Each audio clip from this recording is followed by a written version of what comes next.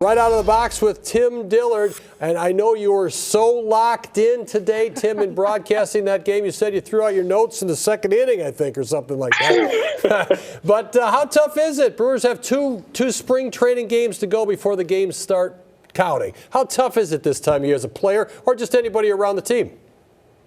I think as a broadcaster, it's really difficult because what you're getting is a bunch of guys that played rookie ball last year, and you're trying to find their name because there's no name on the back of their jersey, and they got numbers that go in every direction. They don't match up what you have on the sheet because AA and AAA have already gone because that lockout pushed everything back a week or two. And so now you have probably for the first time big leaguers still in spring training with minor leaguers about to play the season. But it was fun today. I had a blast.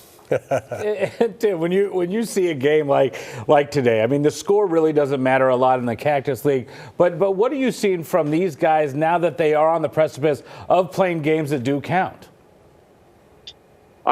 You see a lot of things. I'll bring up a point about Hunter Renfroe today. He had 2 hits, and watching his at-bats, you can tell he is game ready. He is, if the ball's away, he's hitting it away. If it's inside, he's pulling it. That right there is what you're looking for in a lot of at-bats from players is on the pitching side, where's the guy's velocity? What kind of command does he have? Woodruff today, he was a little sporadic at times, but there was other times that he would have carved anybody in baseball. So that's what you want to see at the end of spring, guys kind of tying up loose ends. And Tim, we have a couple exhibition games left, but I guess what's the sense of excitement around these guys knowing that opening day is just a couple days away, and with the lockout we were in limbo, but now it's coming up?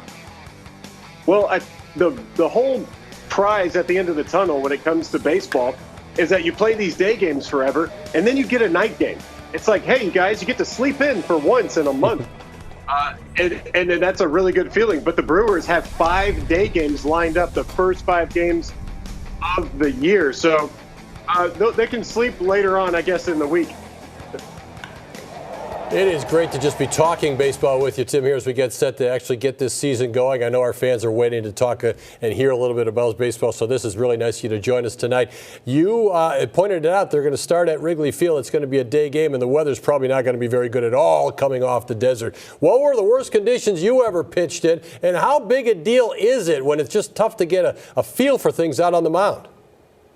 I've had a lot of tough games in perfectly good weather. So. I would say when it comes to worst games, I was in Colorado Springs, and I had to pitch when it was pouring down rain. I've had to pitch when the wind's blowing incredible speeds, like straightaway center field. So if you give up a pop fly to the catcher, it's off the scoreboard. But the worst thing I had to do was I tried to bunt in a hailstorm, which is really difficult. And I didn't get the bunt down. And my manager was like, come on, man. He's like, you got to get that bunt down. And here I am trying to bunt, and it's hailing on my helmet. And I'm like, Mr. Umpire, can we stop the game? And he's like, nah, you're fine. But anyway, next time I have to bunt in a hailstorm, I'll be ready because I have experience now. Tim, I covered a lot of those games in Colorado Springs way back when and have seen that weather. Thursday, the weather looks like it could be an issue, but with the way baseball works, they're going to try to get this in. How do these guys adjust from these 80-degree sunny days for the most part to a day in the low 40s with a lot of moisture out there? Well, to say that it doesn't affect you is it does. It just means you got to prepare even that much better. You have to prepare. And what you learn is the older guys, they have a system that works for them. And if you're a young guy, you need to watch and see and take away something that maybe you can apply to yourself. So it's hard. It's hard to play in those kind of conditions, whether it's rainy or whether it's freezing or whether it's windy, which it sounds like it's going to be all of the above. But you just got to battle through it and know that the other team's going through the exact same thing. You've been in this organization. You were for a very long time. Obviously, a little step away there at the end, but a very long time, too. So is Craig Counsell. You've been around him as a teammate. You've been watching him and observing him. What makes Craig Counsell? What makes Craig Counsell tick, or how do you assess Craig Counsell in the role he has these days for the Brewers? He is detail-oriented. He understands how hard baseball is. He understands how hard it is to manage a baseball team, to communicate with general managers and coaches and your guys on the field, and putting that together in such a way to relay information to the people that need that information. A lot of times there's old-school managers that maybe leave out part of that, but he's so detail-oriented that very few things slip through the cracks because for him, it's the small things that matter. All right, Tim, the last question I have for you is there are a lot of expectations on this team. And the guys that I talked to when I was down there a couple of weeks ago embrace that. They want that to look forward to.